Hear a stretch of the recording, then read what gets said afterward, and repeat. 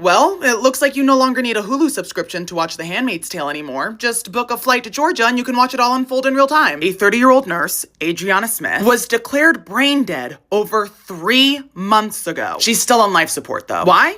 Because she's pregnant. This isn't some dystopian fiction. This is Georgia's abortion law in action. And what's even more terrifying is this exact same scenario happens in season 3, episode 9 of The Handmaid's Tale. Down to the details. A handmaid, someone forced to give birth, loses too much blood, she's declared brain dead, and the state keeps her body alive just to use it as an incubator. This is no longer just a dystopian concept. This is Georgia's law. Adriana had blood clots in her brain. Her family says the hospital ignored her symptoms. They didn't do a CT scan and then discharged her with meds. The next morning, she collapsed and was pronounced brain dead. And now, Georgia's so-called heartbeat law has turned her body into state property. Because she's not at risk anymore, she's just dead. But not dead enough for the law. Doctors are legally required to keep her body breathing against her family's wishes until the fetus, which is currently 21 weeks old, reaches viability at 32 weeks. That's 11 more weeks of machines, trauma for her family, and escalating hospital bills. And who's gonna pay for those bills? The state? And this is all for a fetus that doctors are already saying might not even survive. The fetus has fluid in the brain, so when he's born, he can be born stillborn, he might be wheelchair bound, he might be blind. But none of that matters to the lawmakers who wrote the heartbeat law. Because choice was never the point. Under normal circumstances, the family, or Adriana's own medical wishes, would guide this decision. This isn't a miracle. This is a medically enforced hostage situation. Her body isn't hers anymore. It belongs to the state. All because a handful of extremist men want to play God. The same state who let her walk out of a hospital with no CT scans, with doctors who didn't listen to her, are now demanding her corpse be left viable and functioning for 4 more months. Governor Brian Kemp and the lawmakers who passed this law, they should be forced to sit with Adriana's family